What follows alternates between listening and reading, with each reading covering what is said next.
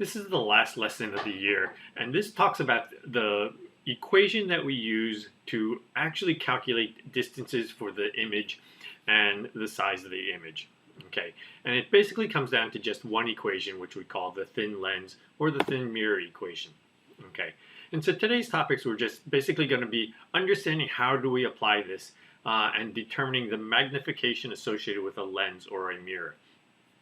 Okay, so the thin lens equation is basically a mathematical equation. It gives us an exact location for the image as opposed to the ray diagrams that we've been doing. Okay, the ray diagrams are very useful in giving an approximation or determining roughly where the image would appear and the different attributes, whether it's real and virtual, etc.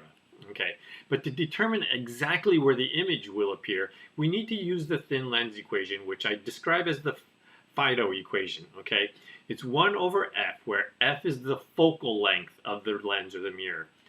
And that's going to be equal to 1 over the distance to the object, that's d sub 0, plus 1 over the distance to the image, that's d sub I. Okay, and the challenge with this one is understanding when should these values be positive, when should they be negative. Okay, so the focal length will be negative whenever we have diverging optics. Diverging optics are basically the convex mirror or the concave lens. The light ray would come from the object, hit the mirror or lens, and go away from each other. Okay, that's what it means to be diverging. And that happens whenever I hit a convex mirror, and that also happens when I hit a concave lens. The actual light rays go away, and that's why I can't actually focus an image on a screen. Okay, in those cases, my focal point will be negative. F will be negative. Okay, for all the other optics, okay, for the converging optics, the focal point will be positive. Okay, basically the focal point is positive since the focal point is on the real side of the lens. Okay, the virtual side being the negative side. Okay, so just to illustrate the converging and diverging, okay, the left side are my converging optics, okay? The object is on the left-hand side, and the light rays would actually converge somewhere, okay? Maybe not in the case when the object is less than f, but the optics are still considered converging optics. The situations on the right, the mirror, it's the same mirror, but it's just I've now put the object on the other side. Okay, and notice where the focal point is for the mirror on the right hand side. Okay, it's on the virtual side of the mirror. Since my object is on the right hand side, the virtual side is the opposite side, the side that you are not standing on. And so my focal length is on that side, making my focal length negative. Okay, similarly, okay, the focal length of the first curve on the lens is on the negative side or the virtual side.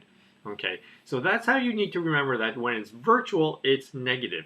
That's also going to be true for the image. Okay, when the image ends up being virtual, the distance to the image is negative.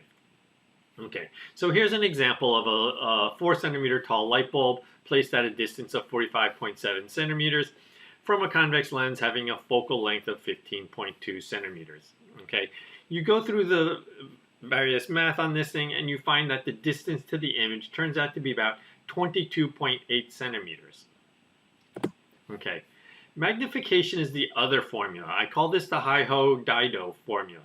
Okay, the magnification is basically just the height of the image divided by the height of the object. Basically, how much bigger is the image compared to the object? Okay. Understand that when the image is inverted, the height of the image will be negative. Okay, your magnification will be negative. So by looking at the magnification, I can tell basically whether my image is real and virtual, whether my image is magnified or reduced. Okay, and I would use the absolute value of m to determine whether I'm magnified or reduced. If m is negative, okay, it implies that my height of the image must be the opposite sign to the height of my object. Therefore, it's inverted. And the other thing to remember is all virtual images are upright. Okay, so again, if my M is negative, it means I'm a real image. If my M is positive, I'm a virtual image.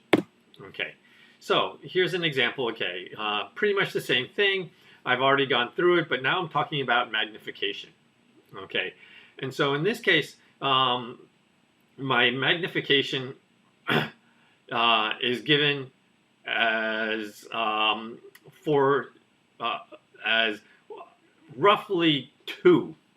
Okay, because my magnification, or actually 1/2. So the height of my image is negative, so it's inverted. Okay, and it's going to be smaller, and because it's negative, it's also a real image. Okay. I can sum it all up in this table, okay? I don't really recommend, I probably should get rid of this slide, but this table basically sums up the different zones that we've done in our homework up to here, okay? When it's past the center of curvature, at the center of curvature, etc., etc. Okay. R basically stands for real, I is inverted, D is diminished, S is the same, M is magnified. I should get rid of this thing. But anyway, that's basically the last lesson we have for the year. So congratulations for making it through.